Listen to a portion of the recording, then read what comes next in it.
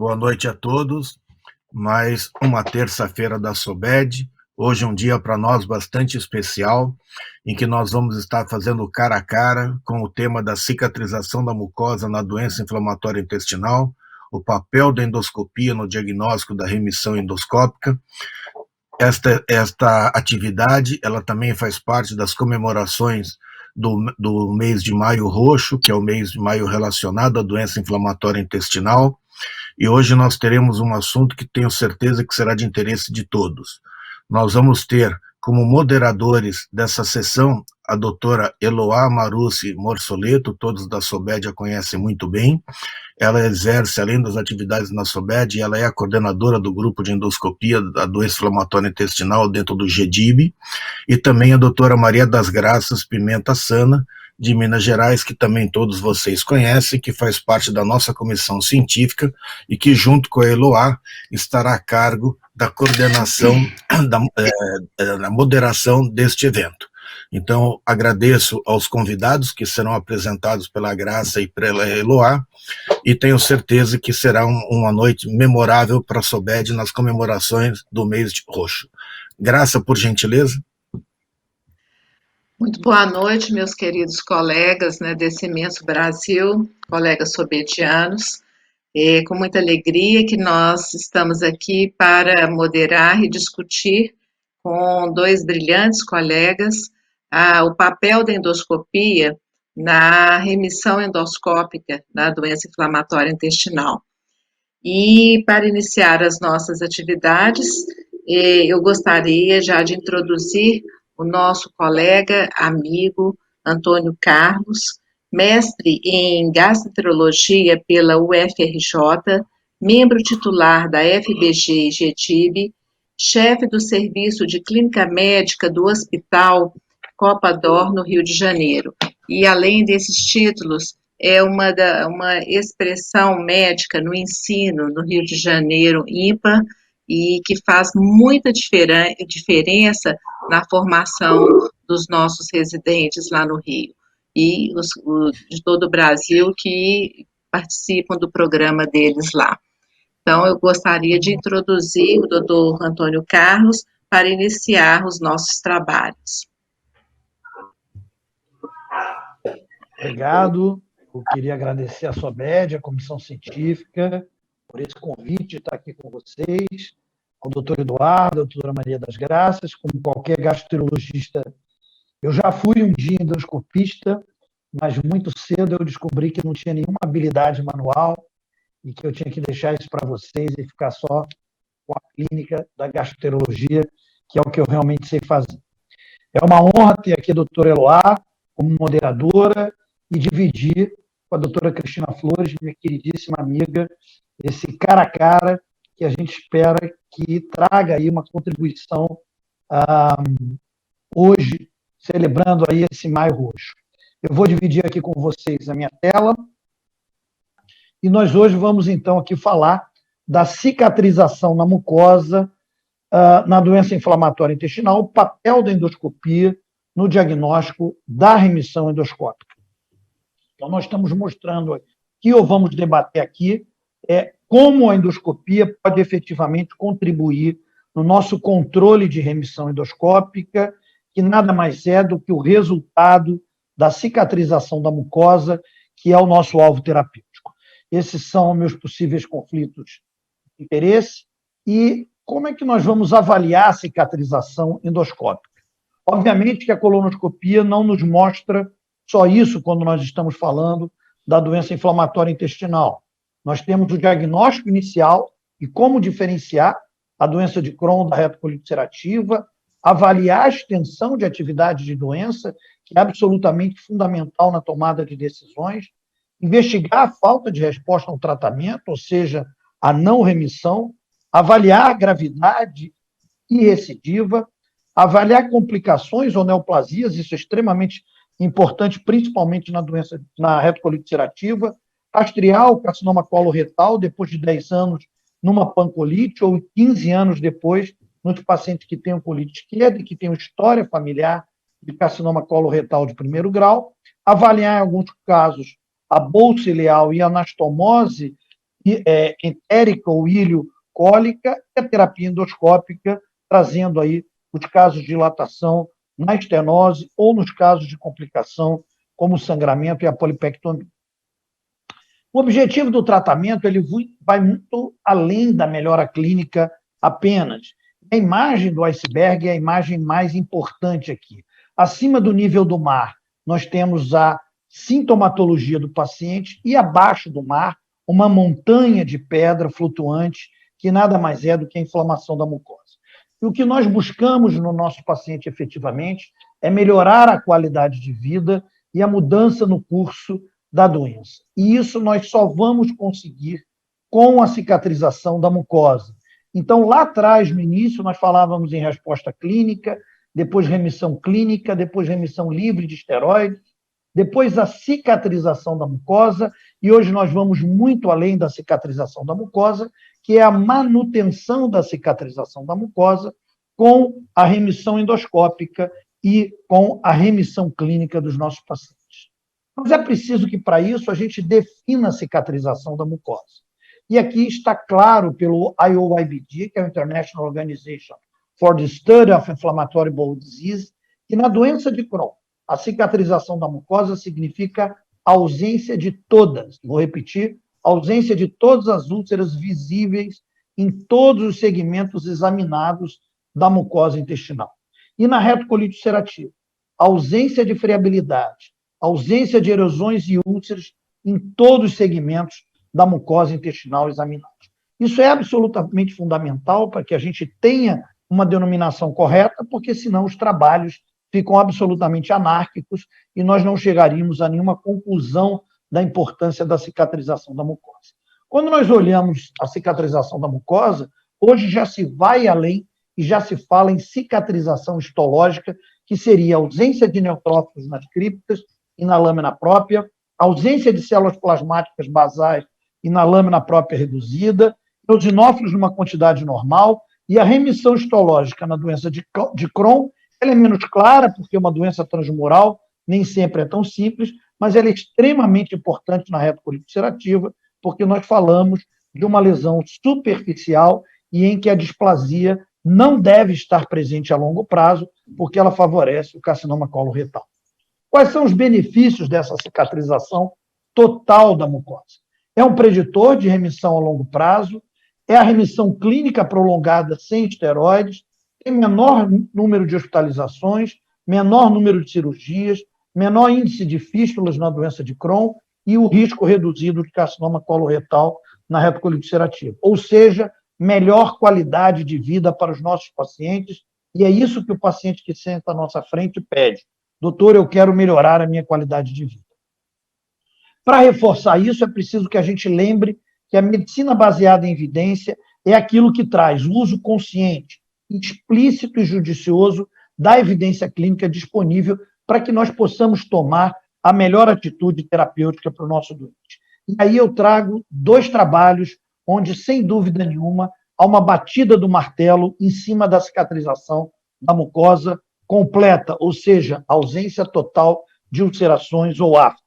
Primeiro é o estudo SONIC, um estudo absolutamente emblemático, comandado pelo professor Colombel, em que mostra, na sua definição de cicatrização da mucosa, que a cicatrização foi definida como ausência de ulceração da mucosa na semana 22, nos pacientes que tiveram no seu basilar do estudo uma ulceração de mucosa confirmada. Então, isso está claro na publicação do estudo SONIC do New England, que é ausência total de ulcerações. E quando nós olhamos um outro estudo, em que nós também temos a batida de martelo, nós verificamos que é o estudo CALM, também comandado pelo Colombel, um estudo absolutamente fundamental e que muda a história da doença de Crohn através da terapia-alvo com a cicatrização da mucosa e do controle rigoroso através do controle de calprotectina e endoscopia. E aqui a gente vê como desfecho primário,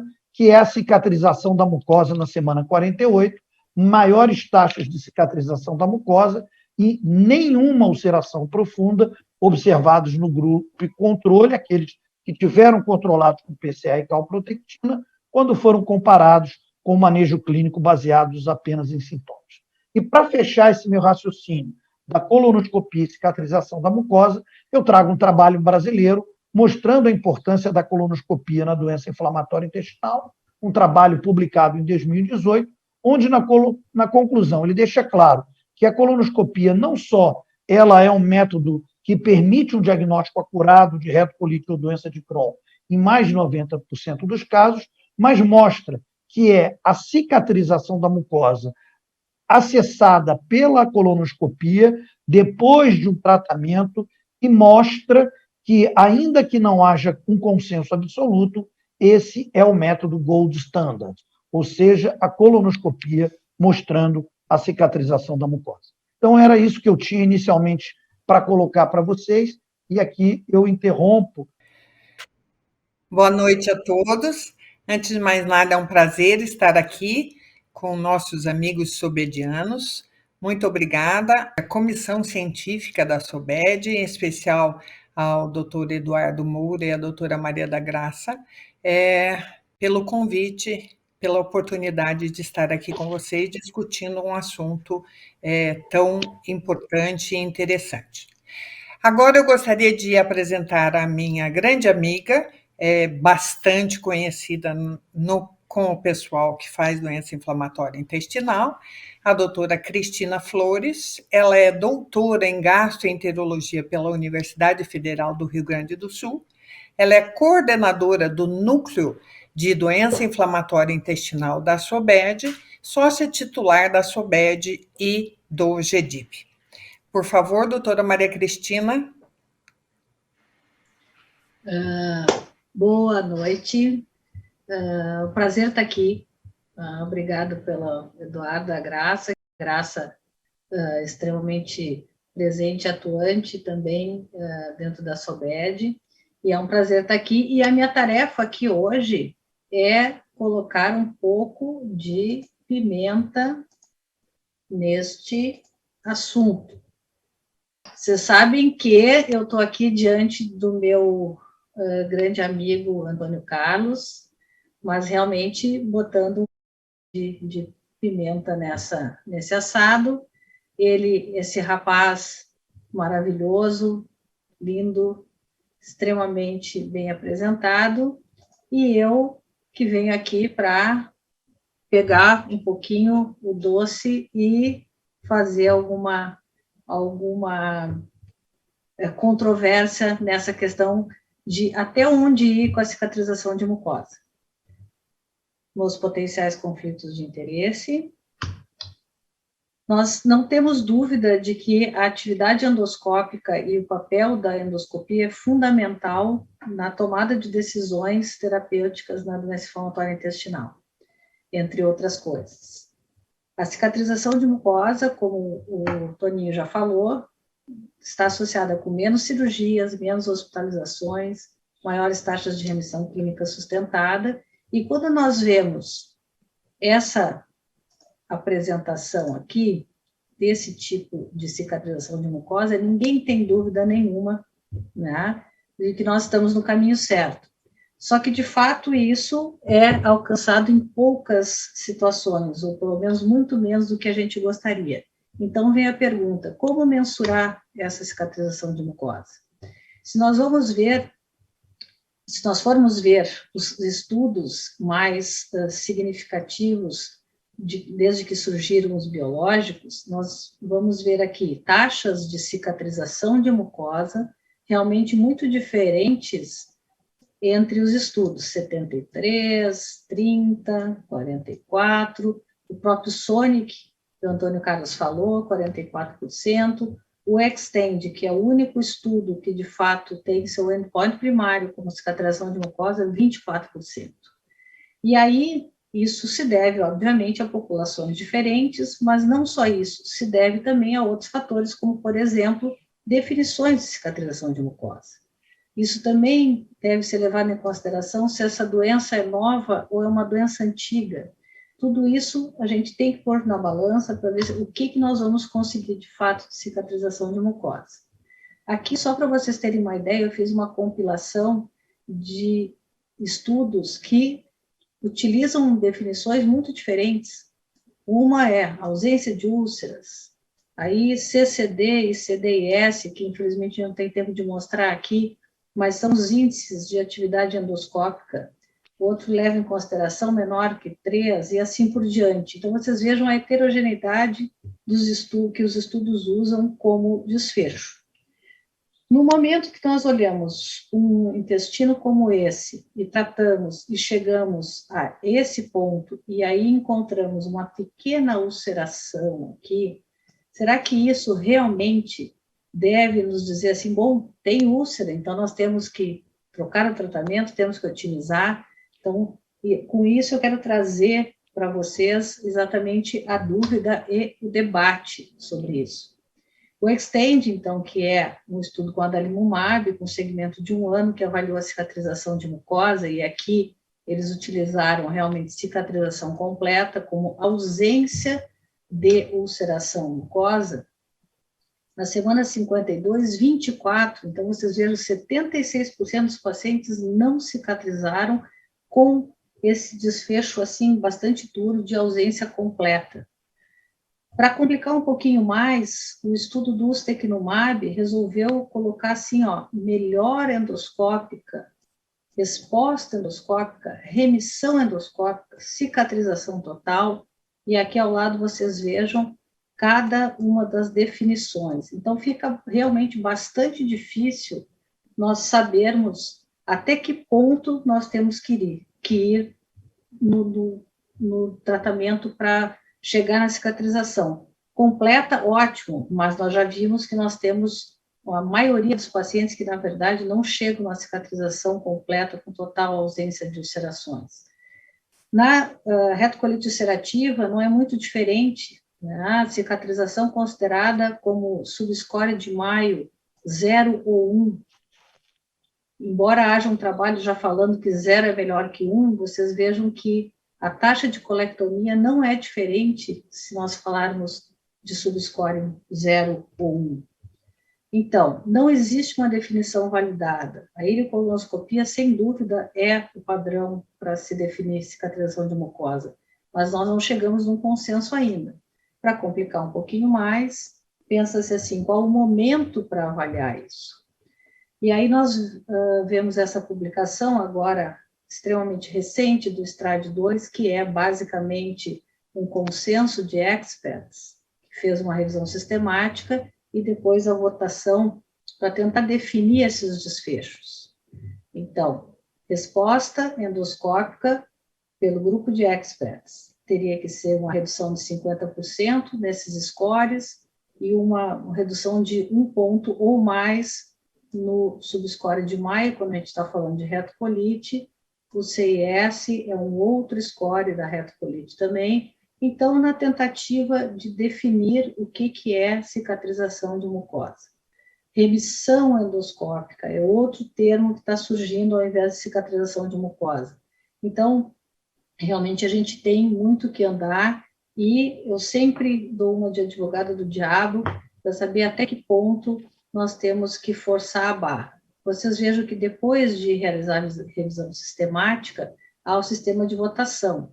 E aí, cicatrização endoscópica, né, deve ser considerado um propulsor na mudança de tratamento para atingir o alvo. 87% dos experts consideraram que sim, isso é um consenso, mas não foi uma unanimidade. E qual a definição? Então, nós estamos chegando mais perto, um CCD menor do que 3, ou ausência de ulcerações, mas isso também não foi uma unanimidade.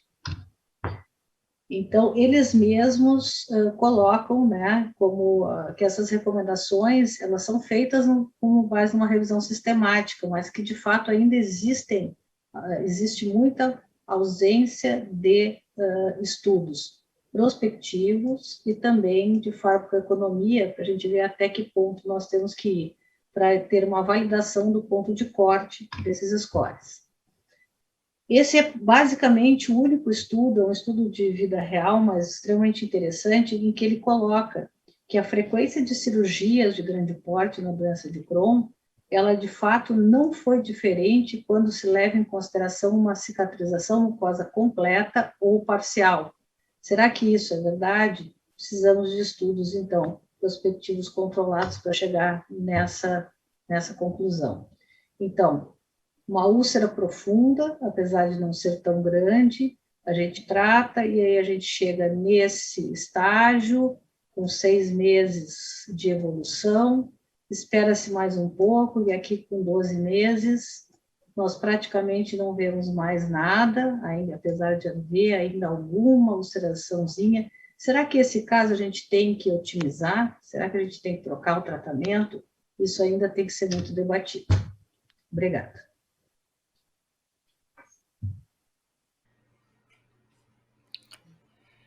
Parabéns aí à doutora Cristina, ao doutor Antônio Carlos, né, pelas apresentações, e nós estamos aí com conhecimentos, né, bastante recentes e com mais dúvidas do que certezas, né, da validade do que isso vai representar na vida do paciente. Mas antes da gente começar o nosso debate, eu gostaria de convidar todos que estão nos assistindo neste momento que façam e manifestem, façam as suas perguntas, para que a gente possa também ter uma interatividade boa aí com todos vocês. Eu vou fazer levantar uma bola inicial para ambos, né? E eu gostaria de começar perguntando ao doutor Antônio Carlos a seguinte questão: o parâmetro principal que o senhor considera importante para uma avaliação da eficácia terapêutica do seu paciente ou para a mudança de uma estratégia terapêutica, o critério principal que o senhor utiliza, qual seria? Seria o endoscópico? Sim, o endoscópico é, como aquele trabalho brasileiro último que eu mostrei, o padrão gold standard para que a gente avalie a evolução do nosso paciente do ponto de vista terapêutico. O desaparecimento da sintomatologia não está ligado à cicatrização da mucosa. E até o contrário, né? Nós temos estudos de vida real onde você tem um número de cicatrizações de mucosa superior à melhora clínica. E isso se dá, em parte, porque a gente sabe que alguns pacientes apresentam doença inflamatória intestinal e síndrome do intestino irritável, e eles, apesar de melhorarem endoscopicamente, não têm uma melhora clínica. Mas, de forma muito objetiva, na sua pergunta, sim, é a melhora endoscópica que é o meu guia, o meu mantra para verificar a resposta terapêutica. Cristina, eu queria que você escutou a resposta do Antônio Carlos? Escutei. Eu queria seu posicionamento. A endoscopia é realmente o grande divisor, né, o grande guia para se avaliar a eficácia terapêutica ou a mudança de uma estratégia terapêutica? Eu diria que, sem dúvida nenhuma. Acho que hoje o grande aliado que a gente tem é, como parâmetro, a mucosa. Embora nós saibamos que na doença de Crohn, por ser uma doença transmural, a gente tem discutido também a questão de exames de imagem e a cicatrização além da mucosa. E no caso que inclusive o Antônio Carlos colocou, a questão histológica, já entrando na pauta também da evolução, esses pacientes, quando têm atividade histológica, evoluem diferente dos pacientes que têm cicatrização histológica também, mas, sem dúvida, a endoscopia é o grande parâmetro. A questão é assim, quando não melhorou nada, ou muito pouco, é fácil de decidir. Quando melhorou tudo, também é fácil de decidir. O problema está ali no meio. Mas, mesmo com essas dúvidas, a ileocolonoscopia é o grande parâmetro que a gente usa para estratégia terapêutica. E daí eu já vou pegar essas suas respostas para fazer a minha pergunta. Os nossos dois palestrantes citaram o Sonic, e sem dúvida nenhuma é o trabalho que a gente fala dos novos, mas sempre cita o Sonic, que foi um divisor de águas para nós, né, sobre a cicatrização da mucosa. Mas se vocês se lembram, no Sonic, mais de 60% dos pacientes, e foi considerado fantástico, eles tiveram uma resposta endoscópica. Mais de 60% dos pacientes. E a resposta endoscópica foi considerada como uma melhora de 50% com relação à endoscopia anterior, na semana 26. Com relação a isso, nós sabemos, então vamos para a nossa vida real, no nosso dia a dia. O nosso paciente, nós sabemos que se não teve uma resposta endoscópica ótima, com a otimização eles vão ter alguma melhora. Mas também mesmo com a otimização, nós sabemos que não vão ser grande parte dos pacientes que vão ter uma cicatrização completa. Baseado nisto, o que a Cristina e o Antônio fazem com seus pacientes quando existe uma resposta clínica completa e uma resposta endoscópica parcial após a otimização? Isto é parâmetro para vocês abandonarem o tratamento que vocês estão fazendo? Começa você, Cris, ou eu? Pode ser? Bom, eu acho que dentro dessa incerteza das definições e do que, de fato, até que ponto a gente realmente precisa melhorar a mucosa para modificar a evolução desse paciente, eu diria que o meu grande parâmetro reside na questão, assim, eu não admito de maneira alguma manter um tratamento se o paciente mantém úlceras profundas, mesmo que tenha havido melhora endoscópica, mas continua com úlcera profunda, isso para mim significa que eu preciso mais. Além disso, tem aquela coisa da avaliação geral da mucosa, né? Por isso que os scores endoscópicos são extremamente importantes para que a gente tenha um comparativo. E vocês veem que todas as definições falam assim, redução de 50% das lesões e tal, ou do score endoscópico, né? Não das lesões, do score endoscópico.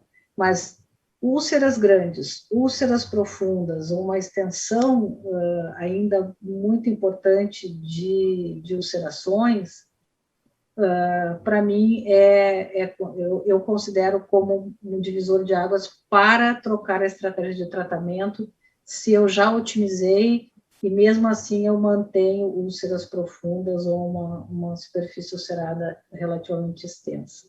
Vê que existe um pouco de subjetividade nisso, mas são esses parâmetros que eu uso na minha prática. Eu acho que o que a Cris está dizendo nada mais é do que eu mais defendo, né? Eu acho que a boa medicina, a medicina em que nós vamos trazer benefício para o nosso doente, é aquela medicina onde há a interseção da medicina baseada em evidências com a medicina baseada em experiência. E aí, quando eu digo medicina baseada em experiência, eu não estou falando necessariamente da nossa experiência pessoal, porque ela é anedótica quando nós olhamos a ciência como um todo. Mas os trabalhos de vida real nada mais são do que a medicina baseada em experiência, ou seja, aquela medicina que nós encontramos no dia a dia. Falar de cicatrização de mucosa num doente com Crohn que não fuma é uma coisa. Falar de cicatrização da mucosa de um doente que fuma é uma outra coisa. E os trabalhos de vida real mostram isso. A Cris foi muito feliz quando ela define essa área nebulosa daquilo que não está claro. Quer dizer, ou eu não tenho melhora nenhuma e eu continuo com uma mucosa cheia de úlceras extensas, rasas, sujas na retocolite ulcerativa, ou úlceras profundas e numerosas na doença de Crohn, ou eu tenho aquela mucosa absolutamente limpa. A grande questão é aquele doente em que você coloca como ponto e alvo terapêutico a cicatrização da mucosa, que é o mantra que nós todos temos que utilizar, Mas quando você faz uma colonoscopia, digamos que seja uma doença de Crohn, ele melhorou muito pós-otimização, como a doutora Eloá perguntou, mas você encontra uma afta ou uma pequena afta naquele índio. E a gente tem que lembrar que o arsenal terapêutico não é gigantesco. A melhor terapia biológica é a primeira terapia utilizada pelo doente. E nós sabemos que cada nova terapia biológica que nós vamos utilizar, nós vamos perder um pouco de resposta.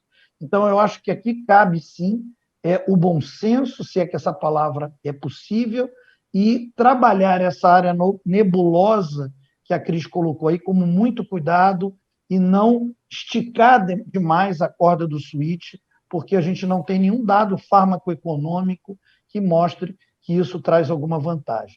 Eu, pessoalmente, se encontrar uma pequena lesão superficial, alguma coisa, eu não troco a minha terapia, eu mantenho ali a terapia otimizada e vou adiante.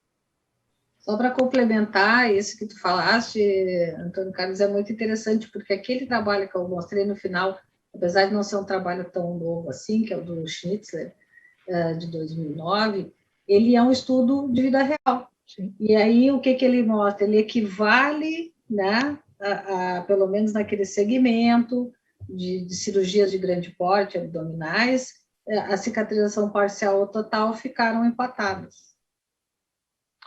Vale também lembrar, né, quer dizer, que a gente tem alguns outros recursos, e o Sonic mostra isso, quando você quer ter alguma outra ação sinérgica, a própria utilização de imunossupressor, você pode lançar mão, mesmo num doente otimizado, apesar da gente não ter grandes trabalhos sobre isso. Muito bem. Eu teria, dentro dessa, dando sequência aí à nossa discussão, o Antônio Carlos, você foi muito claro e eu realmente tenho esse tipo de conduta, o nosso serviço tem, com relação a esse rigor que é preconizado, e a gente sabe, principalmente no nosso país, onde o switch a gente tem que usar com muita sabedoria, porque não é tão disponível e tão fácil, né, como às vezes os trabalhos se apresentam. Na vida real as coisas são bem diferentes. Mas tem dois critérios que eu gostaria de colocar aí no ventilador nessa área nebulosa, como fica o olhar de vocês para dois critérios de gravidade, que é a idade do paciente, o início dos sintomas e a extensão da doença.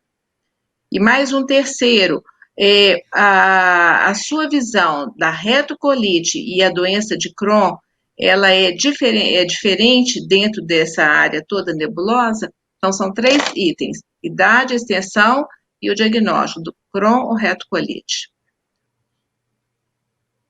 Quer falar, Cris, ou falo? Não, pode começar. Eu acho que esses critérios que você coloca são extremamente importantes, né?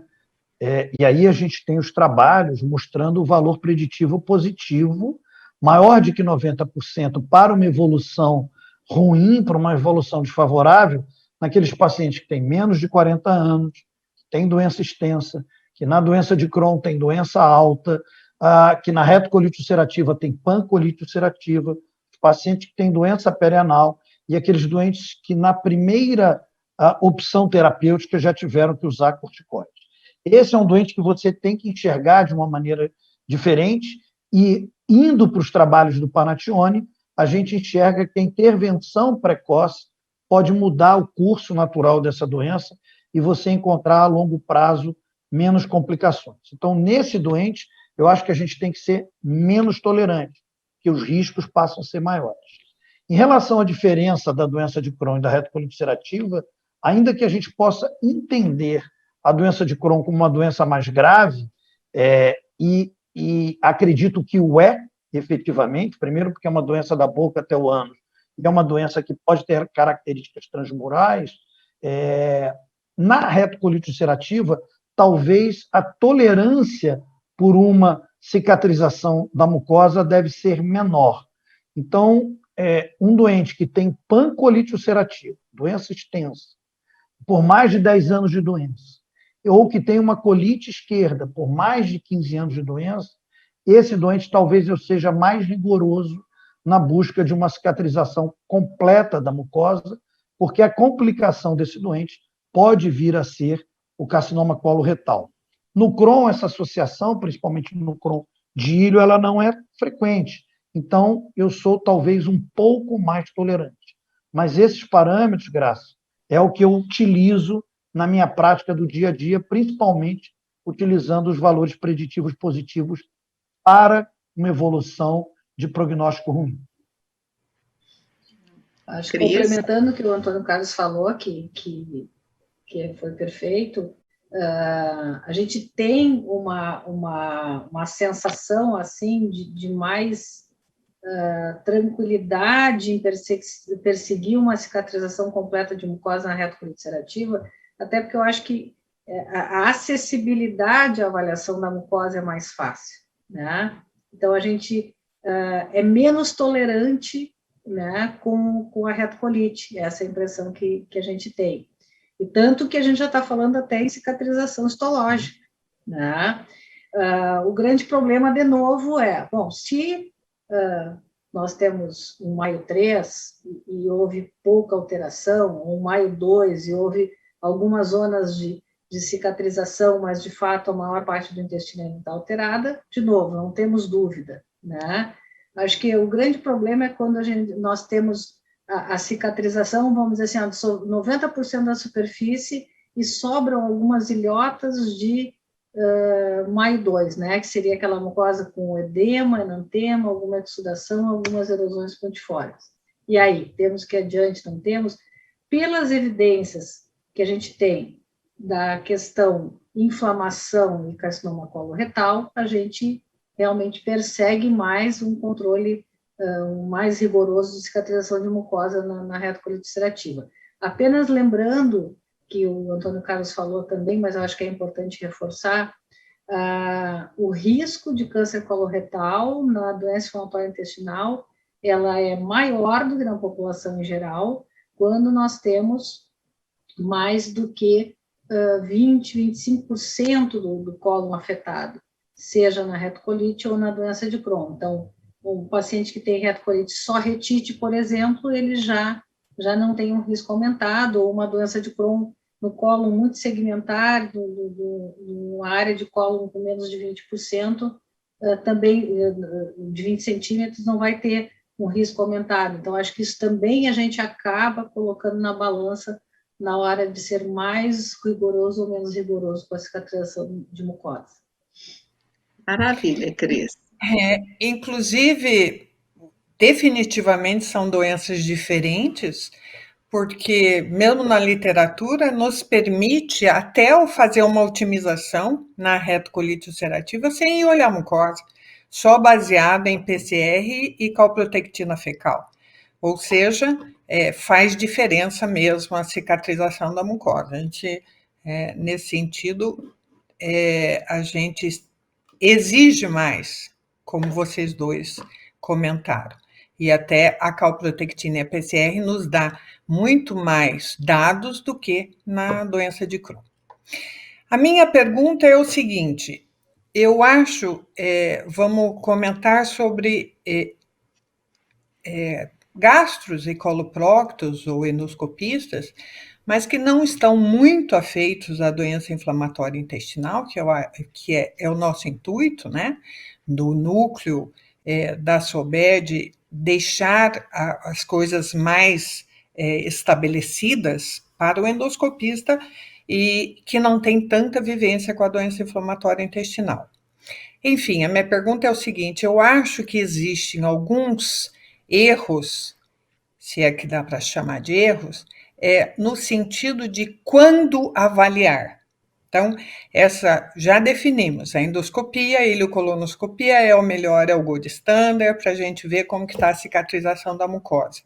Eu gostaria que vocês falassem um pouco, o Antônio e a Cris, sobre qual é o momento exato de se olhar. A gente sabe que as medicações têm respostas em tempos diferentes, né? E se a gente for olhar precocemente, de repente nós estamos otimizando ou até trocando de medicação desnecessariamente, porque nós estamos olhando um pouco antes da hora, né? Então, grosseiramente, o infliximab tem uma resposta na cicatrização da mucosa em torno de 17 semanas, o Vedo já é 24 semanas, o ustekinumab é em torno de 19. Então, eu acho que isso é importante a gente deixar estabelecido, não olhar antes da hora e não deixar de olhar no momento correto. Então, qual é a conduta de vocês no sentido de quero ver se deu certo a medicação que eu estou usando, quero ver se deu certo pós-otimização? Eu vou colocar vou te responder de 3 formas, vamos dizer assim, essa pergunta, né? Eu acho que uma questão importante é o STRIDE 2, que é uma atualização, digamos assim, do STRIDE 1 de 2015. Eu acho que esse é o grande diferencial dele, que ele coloca ali, para quem tiver interesse de ler, que eu acho extremamente importante, os tempos em que se espera a resposta endoscópica, né?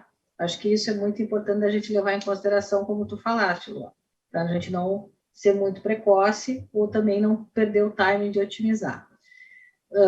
O ECHO, que é o nosso guideline principal, ele coloca em olhar a mucosa de 6 a 9 meses após o início de tratamento, né? Outros autores falam em 6 a 12 meses. Então, vou te dizer o que eu faço diante da literatura, o que eu faço na minha prática.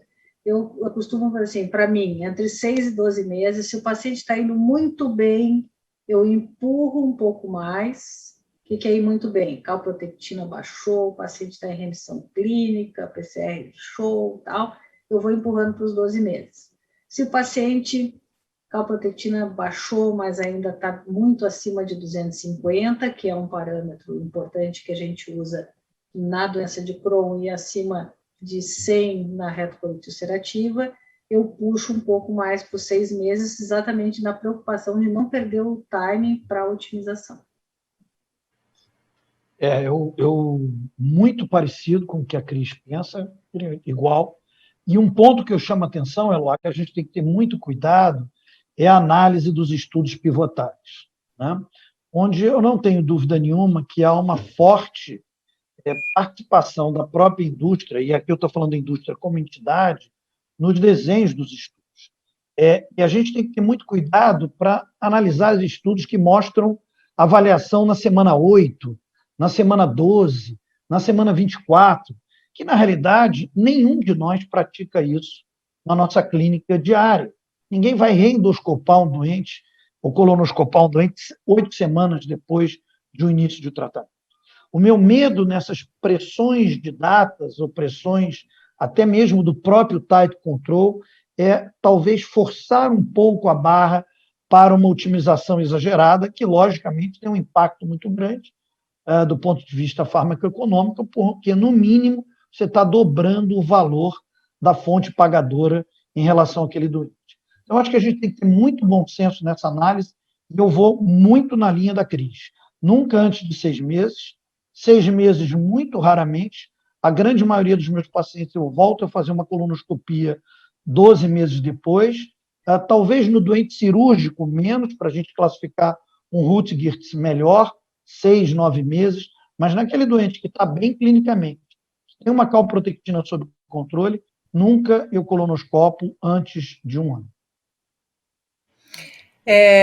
Nem a Cris, nem o Antônio comentaram, no STRIDE 2 ele faz diferença na retocolite no Crohn, né? Ele diminui, na retocolite, ele sugere olhar de 3 a 6 meses. Vocês acham que é válido?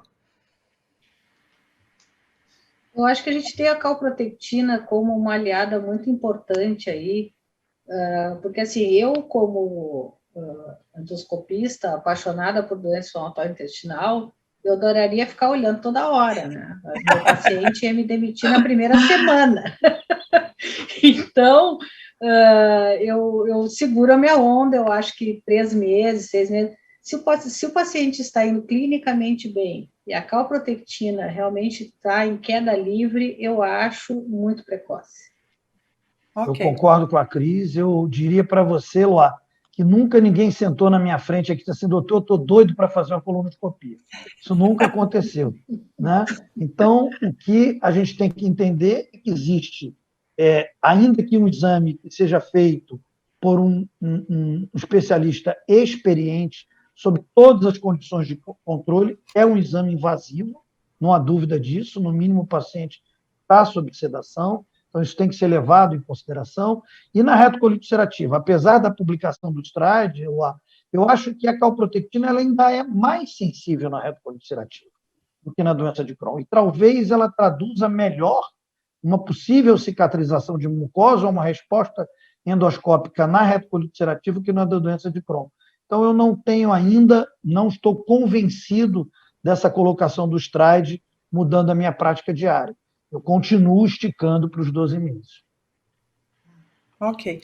Bom, ainda falando então do STRIDE, que é o trabalho mais recente, né, aí nessas questões, eu queria colocar uma coisa prática, né, do nosso dia a dia. Vou falar para o Antônio, mas depois, Cris, você como coordenadora do nosso núcleo, eu gostaria que você também falasse um pouquinho. É sobre a descrição, sabe, a responsabilidade do endoscopista diante de um paciente com doença inflamatória intestinal, da descrição, né, das lesões que ele está observando, encontrando, a classificação, porque a gente sabe, assim, que excetuando os serviços onde existe, né, todo um trabalho voltado para essa doença, o que não são muitos, né, no país, é muito comum a gente receber laudos, né, onde a descrição, ela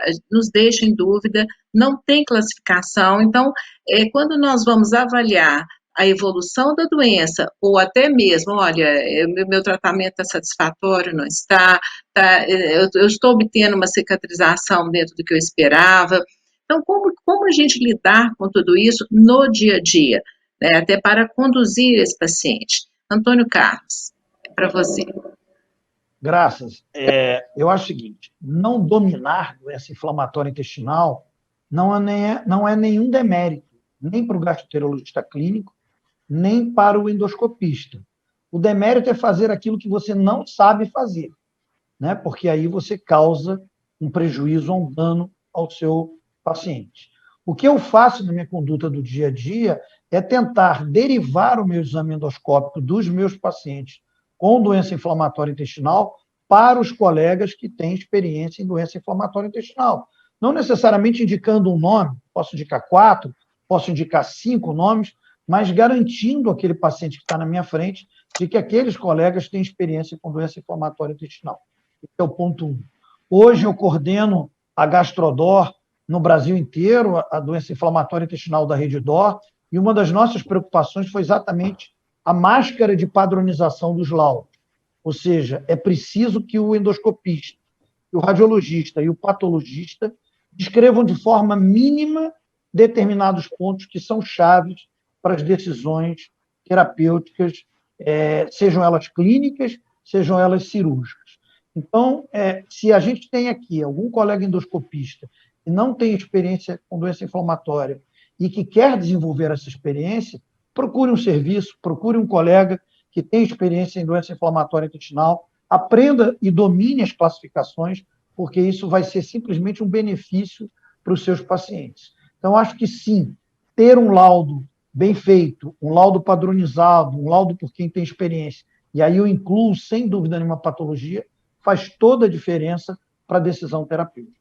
Um laudo mal feito, uma patologia mal feita, pode implicar numa resposta terapêutica fracassada. Vocês vejam que a gente está falando aqui que a avaliação na mucosa é um grande divisor de águas para se otimizar tratamento, para se trocar tratamento, é o nosso grande guia. Então, olha a importância disso, né? E quando a SOBED resolveu criar um núcleo de endoscopia em doença inflamatória intestinal, eu acho que o pensamento foi exatamente esse, assim, que isso não ficasse apenas o conhecimento restrito aquelas pessoas, aqueles endoscopistas, gastros e coloproctos que têm esse interesse especial, que a gente pudesse realmente aumentar o alcance da forma como olhar e descrever. Eu acho que a descrição detalhada do que a gente está enxergando, não dá para a gente chegar assim, laudo, úlceras no ilho, ponto. Gente, tá, mas assim, qual é a superfície ulcerada? Essas úlceras, que tamanho tem? Elas são profundas? Elas são rasas? Isso é tão importante, tão fundamental para a escolha e para a estratégia de tratamento do paciente, e que a gente realmente tem que estimular a todos os endoscopistas a fazer essa descrição detalhada. E eu percebo isso na minha prática, é o seguinte, eu estou ali na minha clínica, tem 2 salas de endoscopia, eu acabo demorando mais para fazer a colonoscopia. Obviamente não é na entrada, é na saída, porque a gente vai analisando, vendo, né, e biopsia mais, e tudo mais. Então, assim, normalmente até o pessoal, tanto o anestesista quanto os técnicos de enfermagem, acham mais sacal, assim, né, aquela demora, aquela coisa, mas é porque são detalhes fundamentais. Então, o que eu gostaria de dizer, assim, hoje é mais fácil também, tem aplicativo, a gente olha a descrição, mas é que a aplicação dos índices endoscópicos acaba nos estimulando a descrever com mais detalhe também. Isso é interessante. No momento que tu tens que classificar e dizer, olha, a superfície afetada pela doença, a superfície ulcerada, o tamanho da úlcera, né? É maio 1, 2, 3, tem friabilidade, tem erosão, tem... Tudo isso acaba, uma coisa complementa a outra.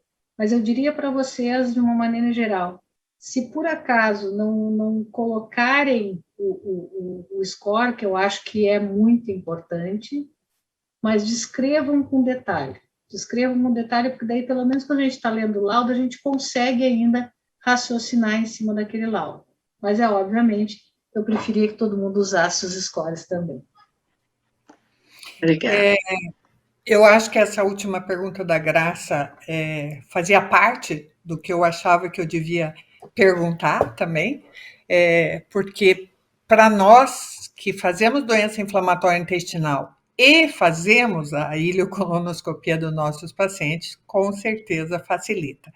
Então, a grande maioria dos nossos pacientes, nós mesmos que examinamos, então é um pouco mais fácil a gente ter ideia da resposta, nós temos as fotos arquivadas no computador, a gente pode até comparar as fotos, né? E eu iria perguntar exatamente isso para o Antônio, que vou perguntar de uma forma um pouquinho diferente do que a Graça perguntou, mas com a mesma finalidade. Nós também recebemos, não tão constante como você, mas endoscopias de médicos que a gente não conhece. E, invariavelmente, acontece da gente ler o laudo, como diz a Graça, não entender, e daí você vai ver as fotos e entende menos ainda. Porque a foto te mostra uma coisa, a descrição dele é uma coisa e a conclusão é outra. Então, até para estimular, que hoje é uma reunião para os subedianos do Brasil inteiro, como você escolhe, Antônio? Aquele que descreveu totalmente, aquele que pôs o score na conclusão, e quando você recebe uma ileocolonoscopia que você não entende, não foi bem descrita, o que você faz com esse paciente? Você vai dizer para ele, você vai ter que fazer outro exame? Como você mesmo comentou, é um exame que tem riscos. Então, eu acho que nós, tanto da SOBED, o núcleo de DI da SOBED, como a comissão de endoscopia do GEDIB, nós temos essa obrigação de estimular o endoscopista, de ensinar qualquer serviço pode se candidatar a entrar para o mutirão da comissão de endoscopia do GEDIB, que a gente dá aulas teóricas e vai ensinar pessoalmente a fazer a colono e descrever. Enfim, falei mais do que perguntei, mas mais para bater nisso. O que vocês fazem com o paciente quando você recebe um laudo que você ressente, né? Claro, quando tem meses, daí é fácil, né? Vamos repetir. Mas uma ileocolonoscopia recente, que você não entende o laudo, as fotos não batem, a conclusão menos ainda. O que você fala para esse paciente? Essa é uma posição difícil, mas que eu já tive que tomar no consultório. Eu já recebi laudo que eu não entendi absolutamente nada e que sequer vinha com foto, né? Então, eu não conseguia concluir nada de nada.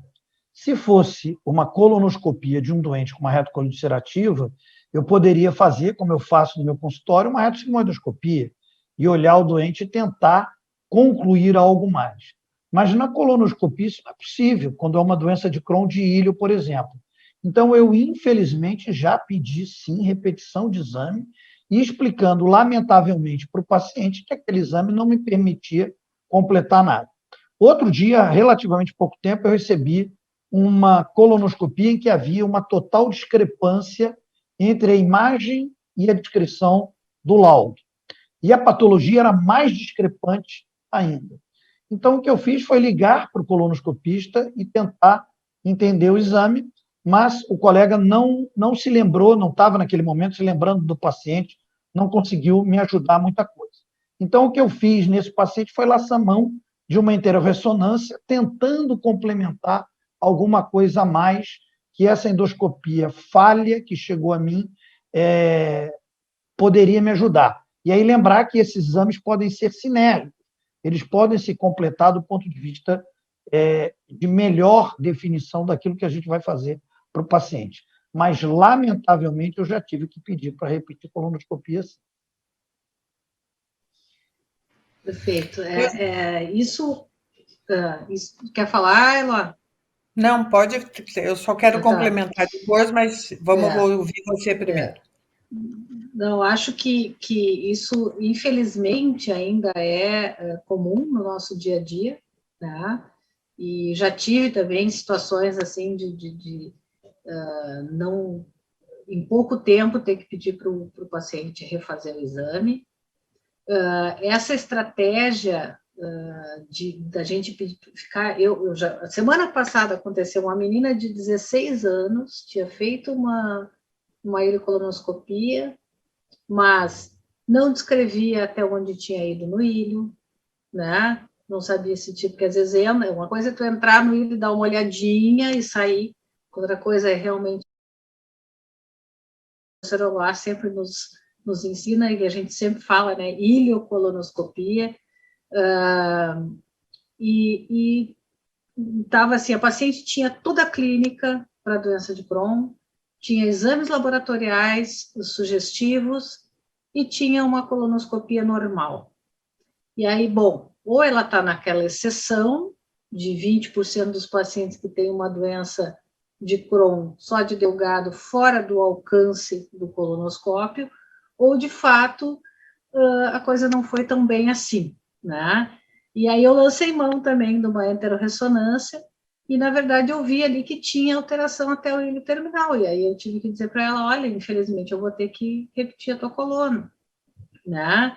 E, aliás, fiz esse exame ontem, e era interessante, porque eu tive que entrar pelo menos uns 20 centímetros para encontrar a primeira úlcera.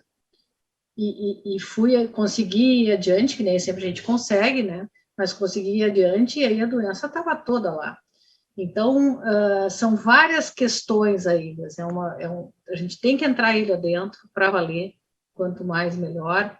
É importante que esteja no laudo, não importa, às vezes o ilho é difícil, a gente olhou 5 centímetros, 10 centímetros, mas tem que estar escrito lá quanto é que a gente entrou, até para quem está lendo o laudo, ter esse parâmetro, né? Para não excluir, de repente, um diagnóstico porque tem uma ileocolonoscopia normal. Então, às vezes, a gente se vê em situações de ter que repetir mesmo precocemente uma colonoscopia para tomada de decisão. Cristina, só um instante, por favor. Ah, o Eduardo já entrou. Oi. Pessoal, é que infelizmente o papo está muito bom, tenho certeza que todos aprenderam muito.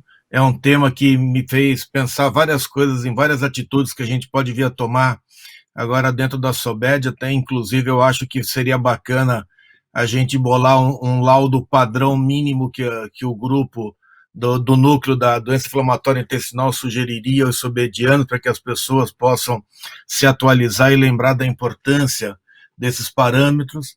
Agradecer muito a Eloá, agradecer muito a Graça pela condução dessa sessão do cara a cara, que é sempre uma sessão muito bem avaliada por todos os sobedianos que participam.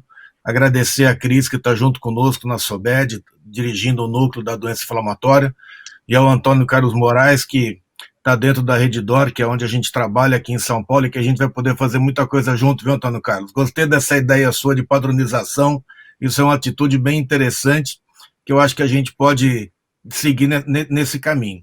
Mas, infelizmente, como a gente já está terminando o nosso horário, eu queria que cada um desse uma mensagem final para que a gente pudesse encerrar essa sessão. E agora a gente inverte, a gente começa pela Cris, depois para o Antônio Carlos, depois para a Graça e termina com o Eloá. Fazendo um favor, uma mensagem rápida. Acho que a grande mensagem é: descreva em detalhes o exame realizado de colonoscopia, porque isso vai mudar radicalmente, na maioria das vezes, o cuidado do paciente. Então, descreva sem receios, com detalhes, tudo que viu, e por segmentos. Eu diria que, se é para terminar com alguma coisa, que vergonha não é vergonha não saber. Vergonha é não saber e fingir que sabe, né? Isso é que é ruim. Então, treinar, pedir ajuda, buscar serviços de excelência, e aí fica a ideia, Eduardo, realmente, da SOBED padronizar uma máscara de laudo, facilitando aquilo que minimamente deve estar descrito no laudo de colonoscopia. Minha mensagem é que o paciente com doença inflamatória intestinal é o paciente que tem uma doença que não tem cura, é uma doença que interfere na qualidade de vida dele, e nós, como endoscopistas, temos um papel fundamental nessa vivência, nesse processo. Então, que sejamos ou não dentro de um núcleo ou algum serviço de doença inflamatória, não importa. Importa que nós temos um papel importante e podemos mudar o curso evolutivo da doença desses pacientes.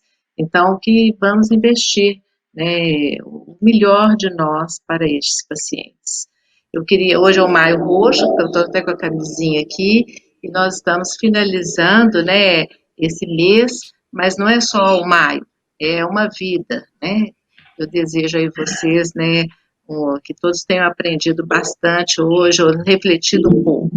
Tem um número de perguntas aqui, rapidinho, só vou dizer para vocês, eu peço perdão, que foi muito caloroso, mas eu tenho um compromisso de pegar essas perguntas, eu conheço a maioria das pessoas, e eu vou distribuir essas perguntas para a Cristina, para o Antônio Carlos, para a Eloá, eu mesmo vou responder algumas, e muitas delas foram respondidas no debate, mas nós não vamos deixar nenhuma manifestação de vocês em silêncio. Para terminar, completando tudo que o Antônio deu na sua mensagem, a Cris e a Graça, deixará à disposição, em nome da Cristina, que é a coordenadora, o núcleo de doença inflamatória da SOBED e a comissão de endoscopia do GEDIB, à disposição de quem quiser questionar, né, Cris? Estou falando em teu nome também. Questionar, dar sugestões de como a gente aumentar o conhecimento da endoscopia na doença inflamatória intestinal. Pessoal, mais uma vez, muito obrigado a todos, um bom fim de noite para todos, e aguardem novos eventos da SOBED, A SOBED tem sido o mais atuante possível e a gente tem uma programação bastante extensa. E lembre-se que na terça-feira que vem estamos de novo com vocês. Boa noite. Boa noite. Obrigado. Boa noite. Tchau para todos. Tchau para todos. Beijos.